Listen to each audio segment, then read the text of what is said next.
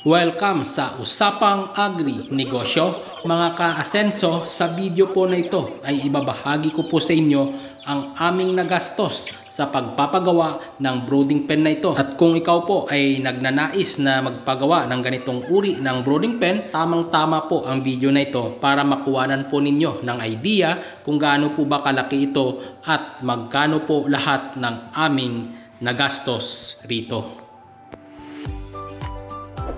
Agri-negosyo, Agri-asenso.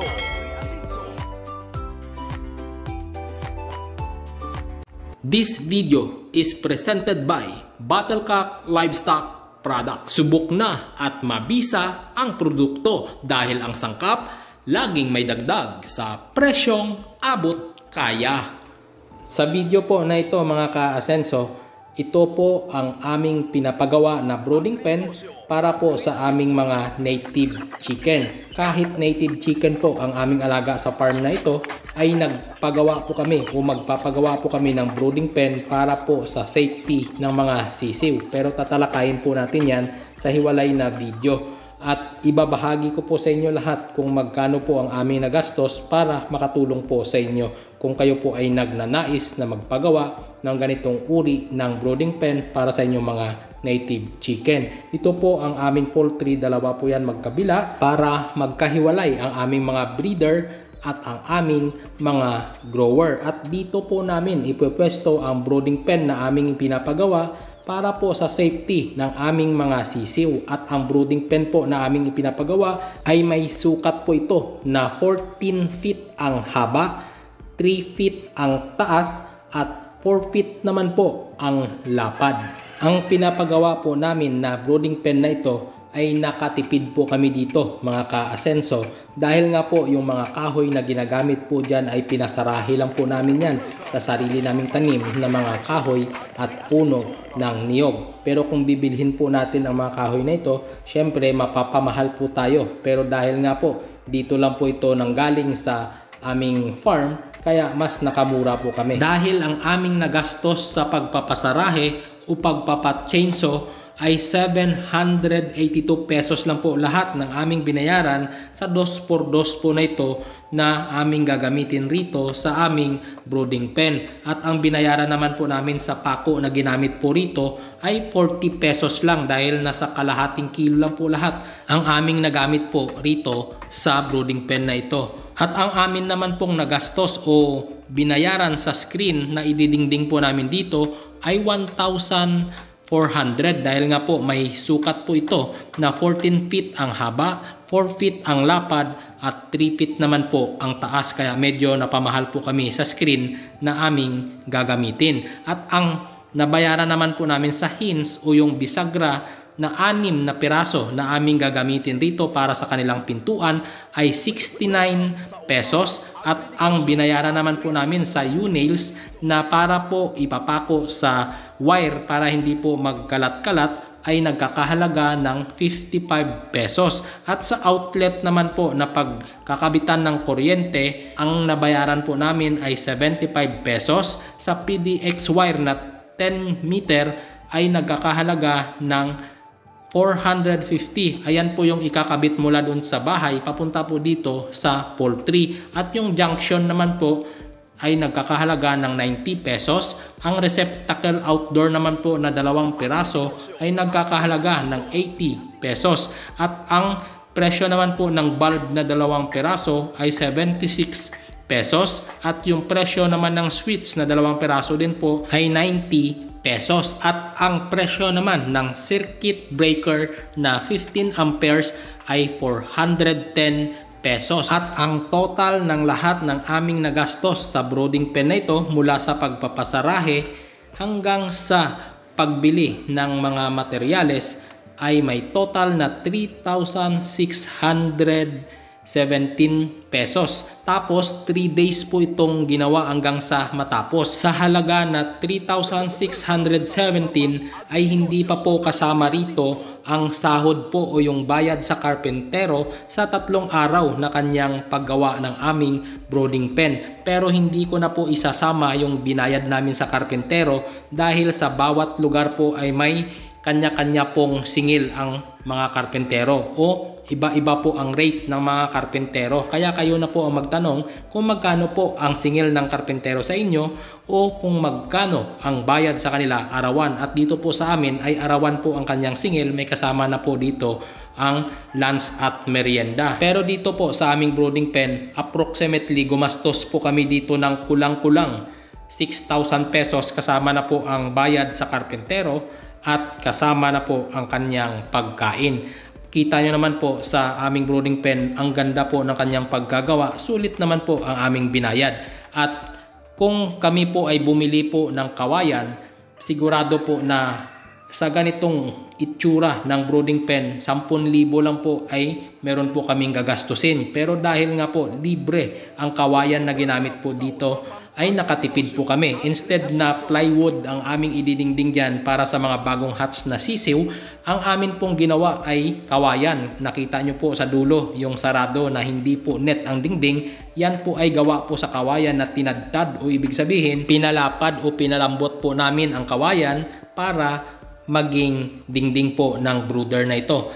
Kaya po kawayan po ang aming diningding para po hindi lamigin yung mga bagong pisa o bagong huts na sisiw na amin pong ilalagay dyan sa loob. At dyan po sa loob ay may sukat po yan na 6 feet po ang haba ng kawayan na yan na dingding at may lapad po na 4 feet. Hahatiin po namin sa gitna yan para maging 3 feet by 4 feet po sa loob para isegregate po namin yung mga bagong pisa. Ang first 1 week po ay dito sa unang cubicle at pag edad naman ng 10 days ay ililipat naman po namin sa kabila dahil nga po kapag hindi namin ililipat, yung mga bagong pisa po ay ibubuli po yan ng mga malalaki o yung mga masisigla ng sisiw. At pag edad naman po nila ng 15 days to 20 days ay ililipat na po namin dito yan sa screen na dingding. Bali may hati din po na dalawa yan. Yung sukat ng screen na area na yan ay 8 feet. So hatiin namin yan sa gitna. Magiging 4 feet by 4 feet kwadrado po yan. Para pag edad naman po nila ng 25 days ay ililipat na po namin doon sa dulo na area para po sa preparation po nila na ilabas sa range area. Kasi magbibigay na po kami ng 5 days na sulfur QR para ma-prepare po sila sa paglabas nila dyan sa brooding pen. Ibabahagi ko po sa inyo o tatalakayin ko po kung bakit kami nagbibigay ng sulfur QR na 5 days sa mga sisiw na ilalabas namin sa range area. Abangan nyo po ang video na yan, ay napakahalaga po para hindi po kayo mamamatayan ng sisiw kapag ita-transition na po natin sila sa range area. Ito po malalaki na po ito, may edad na po ito na mag-iisang buwan, kaya malapit na po namin yan ilalabas. Dapat ilalabas na po namin sila pero hindi pa po namin inilalabas kasi nga po hindi pa po nahihiwalay yung mga breeder dito sa grower. Dahil kung ilalabas po namin yan, alam naman natin yung mga breeder ay napakatapang po, papaluin po sila hanggang sa sila po ay mamamatay na lang dahil nga po hindi pa po nila kaya makipagsabayan sa mga breeder. Pero kung puro grower lang po sila, kayang-kaya po nila makasurvive hanggang sa sila po ay lumaki, umabot ng 2 buwan hanggang sa 3 buwan at i-dispose na po namin. Mula po nung inilagay namin ang mga sisiw na ito dito sa loob po ng brooding pen ay napakasigla po nila. Kahit wala po silang kasamang nanay ay talagang nakakasurvive po sila. At yung iba po na mga sisiw na ito ay nagkakaedad pa lang po yan ng mga days or 4 days, iba naman po ay weeks old na.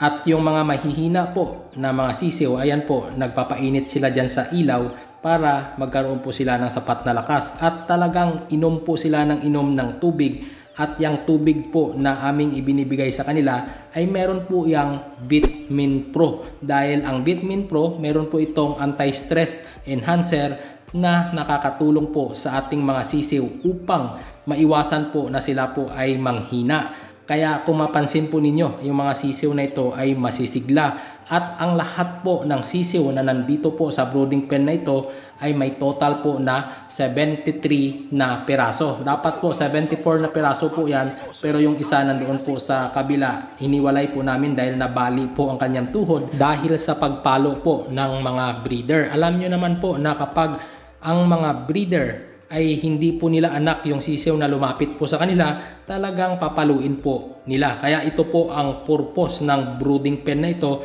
para safe po ang mga sisiw. Okay lang po na wala kayong brooding pen kung ang inyong mga sisiw po ay kakaunti pa lang.